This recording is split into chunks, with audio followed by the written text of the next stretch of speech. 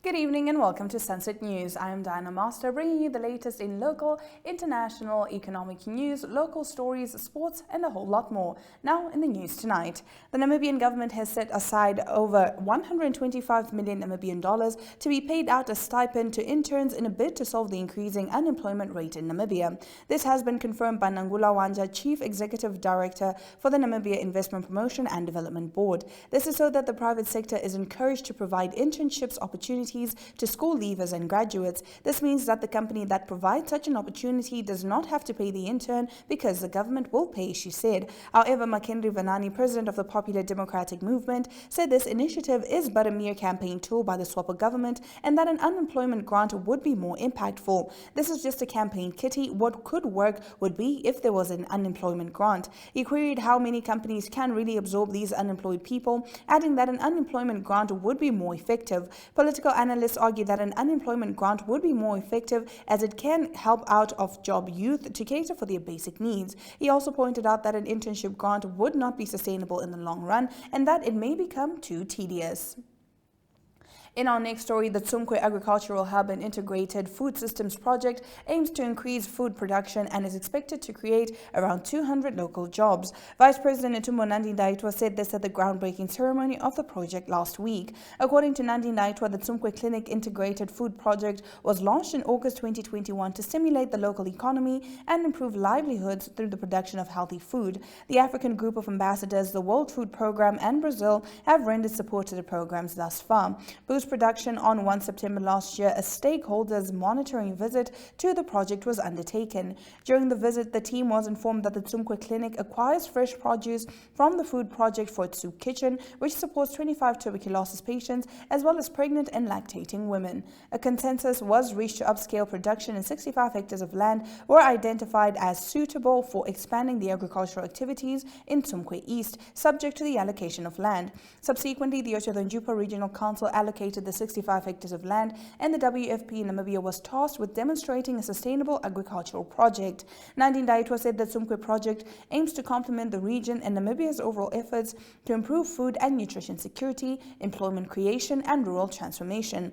The project specifically aims to increase production and access to targeted products such as crops, livestock, poultry, and fish through research and learning, business modeling, outreach services, training, and incentives, the implementation of specialized programs and projects while taking climate change into account. Getting into our next story, 73 Angolan women and children this morning packed their bags to leave the temporary shelter at Ondangwa National Youth Service Center, which was housing them for a month. A cabinet decision made by the Namibian government to get them off the streets. This happened while Lucia Witbooi, the Deputy Minister of Home Affairs, Immigration, Safety and Security, was addressing the group, which refused to listen to her, citing that they are being kept against their will. The security official and policeman at the center locked the gate as the group screamed and threatened that they will climb the fence to leave. Wrapping up our top stories, oil and gas lawyer Shakwa Nyambe has called for the establishment of an oil and gas regulator and urged that the Ministry of Mines no longer bear that responsibility. Nyambe made the comments following a recent oil and gas seminar that was held in London, Britain.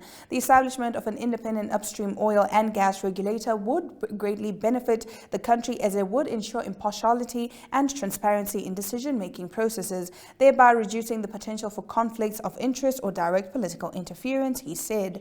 The regulator would also better help the government determine how to grant licenses to prospective companies, Nyambe said. An upstream regulator will oversee the licensing and permitting process for oil and gas exploration and production activities. These will include evaluating applications, setting criteria for qualification, and granting licenses, Nyambe said. The regulator would also be responsible to monitor compliance to Namibia's environmental laws, Nyambe added. An independent upstream oil and gas regulator will also carry out other functions which will include monitoring petroleum activities, technical and safety, compliance with laws, environmental protection, and issue guidelines or notices, he said. Nyambe also highlighted the need for Namibia to introduce license bid rounds for some of the acreage. These rounds would involve periodic and publicly announced opportunities for companies to bid for licenses. This system allows the government to assess the financial and technical capabilities of potential investors, ensuring that only qualified and capable entities are granted licenses. The process would be highly structured and regulated with clear criteria and timelines, making it more difficult for unethical practices, Nyambe said. Stay with us. Right after the break, we bring you our economic news.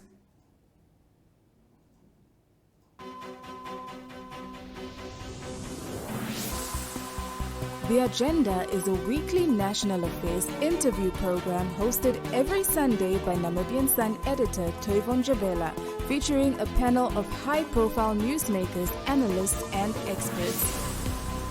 The Agenda aims to reach high-end news consumers seeking informed understanding of national issues. This show is broadcasted on NTV, oneup2.com, and the Namibia Media Holdings Facebook platform. The Agenda focuses on interviews where we put the nation in the hot seat. Contact Agenda at synergy.com.na to get your product and service in the hot seat. The Agenda, focused on today's conversation.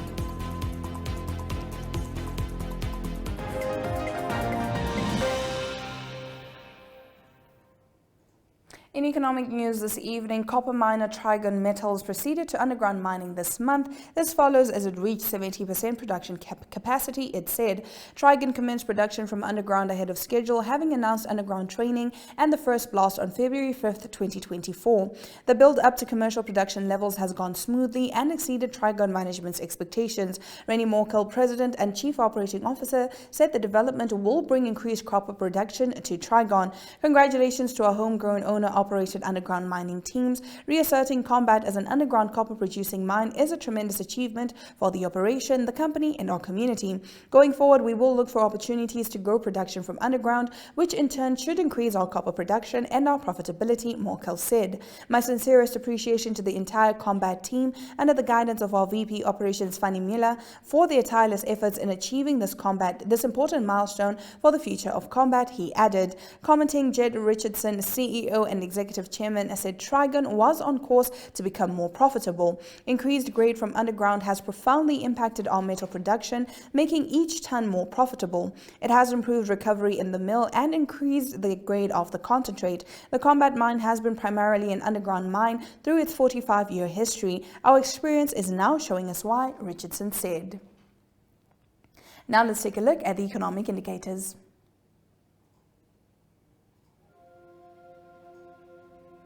The Namibian dollar trades at 23.42 to the British pound, 19.96 against the euro, 18.41 against the US dollar, and 2 Namibian dollars and 54 cents by 1 Chinese yuan.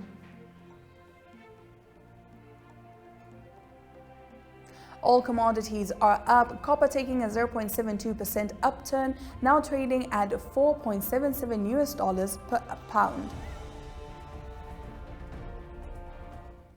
Stay with us. Right after this break, we get into our story of the day.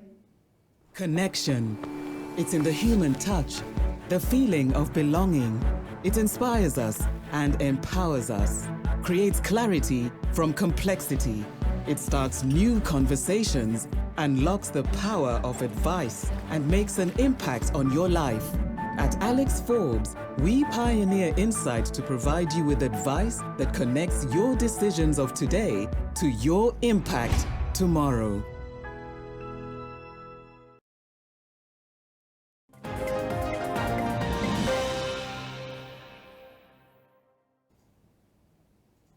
You're still with Sunset News, and now getting into our story of the day. At a stakeholders engagement this morning in Ondangwa, NORAD's acting CEO Toivo Shovaleka explained the issue of tariffs, saying that the electricity distributing company only takes 30% from the sale of electricity, while the remaining 70% is taken by other stakeholders in the energy sector. He also said that while NamPower has increased their tariff by 8%, NORAD will not match it or be higher, which he said will mean that NORAD will make a loss of $2.5 million because of this decision. Let's see what he had to say. In the industry is to ensure that there is sufficient supply. So the supply of electricity has become a factor in providing that very service. We will make a presentation as NORAD. I would, however, like you to note that as distributors, including NORAD, we only account for 30% of the end user tariff. Now, when often you hear people talking about these rates, middlemen, they are making electricity expensive, or electricity has become expensive, it's not entirely correct. So if you replace NORAD and you put another distributor there, the fact remains the same. Whether you stand up, you shout top of this roof and say, I want to take over, I'm having my company or the municipality or the town council, still the same, remains the same.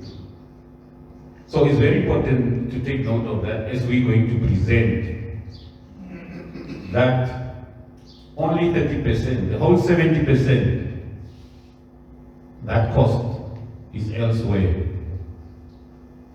It's not because of the making of the RED or NORAD in this instance now. That is as far as pricing is concerned. You will also note from our presentation that there is a significant increase in the operation and maintenance costs, as well as safety. For those two elements, we have significantly provided for them for obvious reasons. First and foremost, the increase in the operation expenses talks directly to the service delivery. The maintenance of street lights, we often hear the complaints around there. Of late, we have seen the challenges about safety, and as a company, we have taken a deliberate decision that we must address the issues around safety, health, and environment. So you would know that. But also, our tariff, we are attempting to address the issue of under-recovery. With our submission for the review of the tariff for 2024-2025, you will still see that we will have an under-recovery of about 2.5 million. But because of our consideration of the men on the street, life obviously has become very expensive. Other commodity prices have gone up, and therefore we have submitted for the minimum. But still, we manage to absorb certain costs, because the national utility has announced an increase of 8%. Naturally, the expectation would have been that NORAD should at least submit an average equal or higher, because we are buying from them. We're not doing that. You will see the figures just now.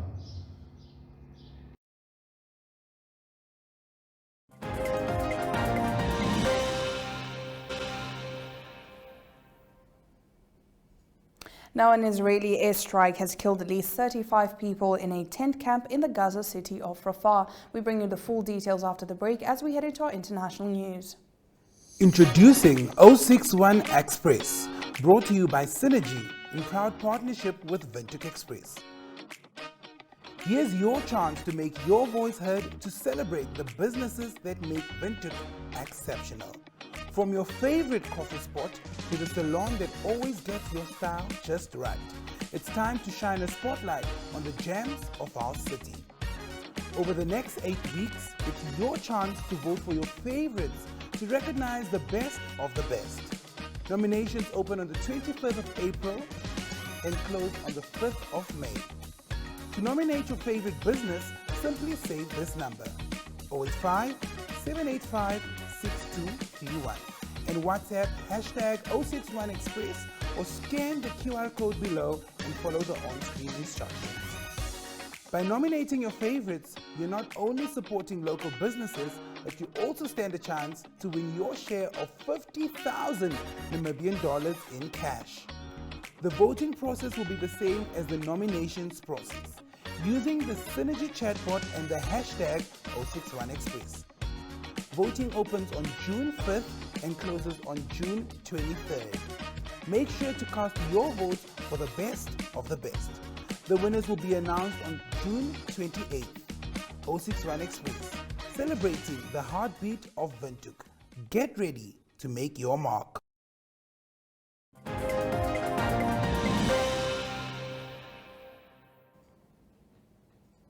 In international news this evening, an Israeli airstrike has killed at least 35 people in a tent camp in the Gaza city of Rafah, medics said, drawing condemnation from European leaders on Monday who urged implementation of a world court ruling to halt Israel's offensive. In scenes grimly familiar from a war in its 8th month, Palestinian families rushed to hospitals to prepare their dead for burial after the strike late on Sunday night set tents and rickety shelters ablaze. Women wept and men held prayers beside bodies in shrouds.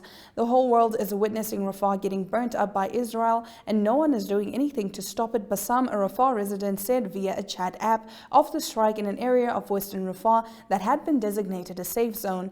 Despite a global outcry at the toll in civilians, Israeli tanks continue to bombard eastern and central areas of the city on Monday, killing eight local health officials said. Israel's military said Sunday's air attack, based on precise intelligence, had eliminated militant group Hamas chief of staff for the second and larger Palestinian territory, the West Bank, plus another official behind attacks on Israelis. Earlier on Sunday, it had said 8 rockets were intercepted after being fired from the Rafah area. A minister said that showed the need for continued operations against Hamas. Israeli airstrikes killed at least 35 Palestinians and wounded dozens in part of the southern Gaza Strip city of Rafah, designated for the displaced. Israel's top military prosecutor, however, called the airstrike very grave and said an investigation was underway. The attack took place in the Tel al-Sultan neighborhood, where thousands were sheltering after Israeli forces began a ground offensive in the east of Rafah over 2 weeks ago. Many of the dead were women and children, the health officials said, adding that the death toll was likely to rise as some were in critical condition with severe burns. Israel has kept up attacks on Rafah despite a ruling by the top UN court on Friday ordering it to stop, arguing that the court's ruling grants it some scope for military action there. Now, at least 9 people were killed and more than 1 million were evacuated as Cyclone Ramal approached the coast of eastern India and Bangladesh, which made landfall late on Sunday. The storm made landfall in the coastal regions of Bangladesh near Mongla Port and the adjoining Sagar Islands in India's West Bengal state, with wind speed of up to 135 kilometers per hour, according to the India Meteorological Department. Ramal began to land at about 9 p.m. in India on Sunday, a process that continued for about 5 hours, according to the Regional Meteorological Office in Kolkata. Ramal was the first cyclone to hit the Bay of Bengal this year in advance of the June-September monsoon season. 7 people have died in Bangladesh's Barishal, Satkhira, Patuakhali, Bola and Chattogram, according to a news release by the Bangladeshi Developmental Organization BRAC. Indian media reported that 2 people died in West Bengal due to the cyclone.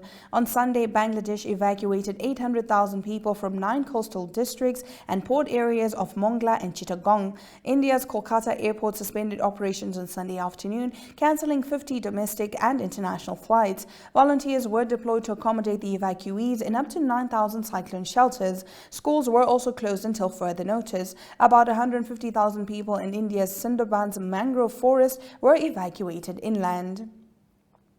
Now, Burkina Faso's military government has announced it will extend junta rule for another 5 years. The country's ruler, Captain Ibrahim Traore, will also be able to contest the next presidential election, the state-owned broadcaster says. When he seized power in a coup nearly 2 years ago, Captain Traore pledged to restore the civilian government by the 1st of July this year, but Burkina Faso has now joined neighboring Mali in extending military rule. The move was announced on Saturday after a national consultation meeting in the West African country's capital city, Ouagadougou. An amended charter signed by Captain Traore states that the new 60-month transition period will take effect from the 2nd of July this year. The elections marking the end of the transition may be organized before this deadline if the security situation so permits, the Reuters news agency quoted the charter as saying. Burkina Faso has been governed by the army since January 2022, when Lieutenant Colonel Paul-Henri Damiba seized power from President Roch Kabore.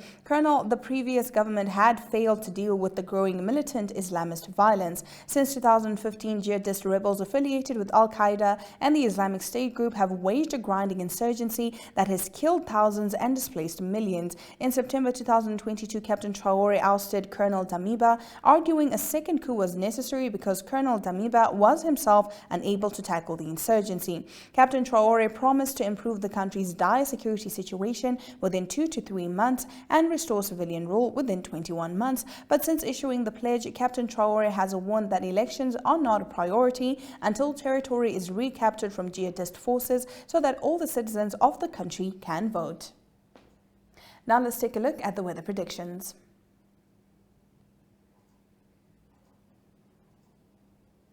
Kitmansoob can expect partly cloudy conditions. Maximum temperatures expected to rise up to 28 degrees Celsius, while minimum temperatures expected to drop to as low as 15 degrees Celsius. Walvis Bay can also expect the same weather conditions, but this time maximum temperatures expected to hit 23 degrees Celsius, minimum temperatures expected to be as low as 16 degrees Celsius.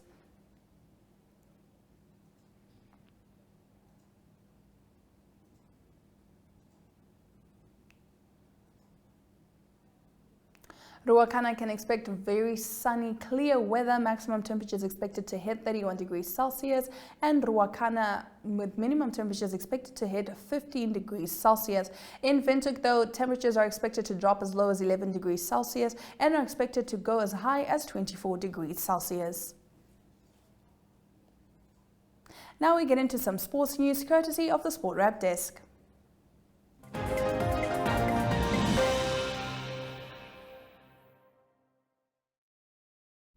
Good day everyone, time for international sports news. Starting off with soccer news first is the English Premier League. That is done, but there's still movement on players and coaches, and big news from Chelsea is that their coach Mauricio Pochettino they announced that by mutual consent he will no longer be the coach of Chelsea.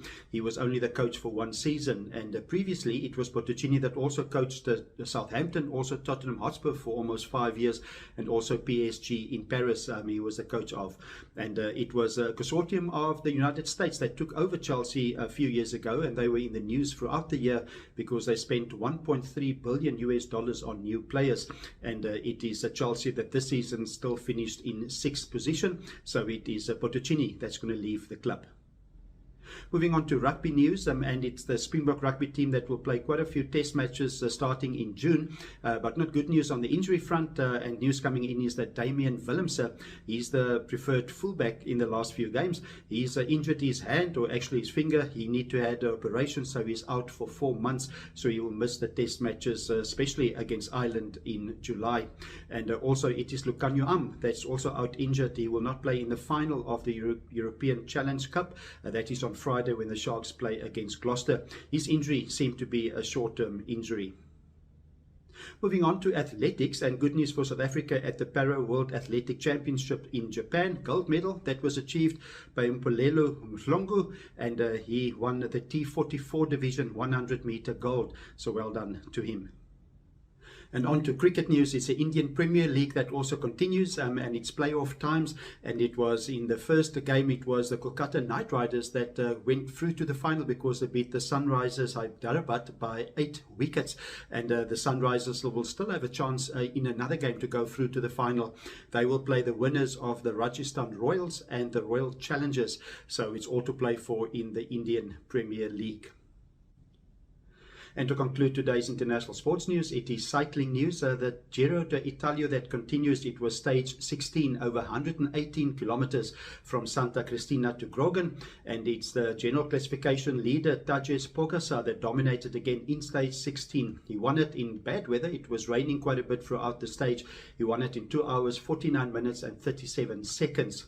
Second, Guillermo Palacio, and he was 16 seconds behind him, and then David Philip Martinez in third position. So in the general classifications, it is Pogačar that comfortably lead by 7 minutes and 18 seconds, and that is from Daniel Phillips Martinez that finished third in stage 16, and in third position is Gareth Thomas, 7 minutes and 40 seconds behind the leader Pogačar.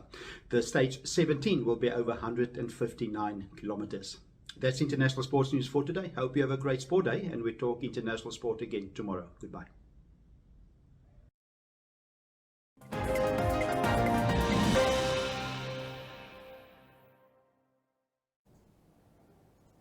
And that brings us to the end of our program. I am Diana Master, and this has been Sunset News. Don't end your day without us.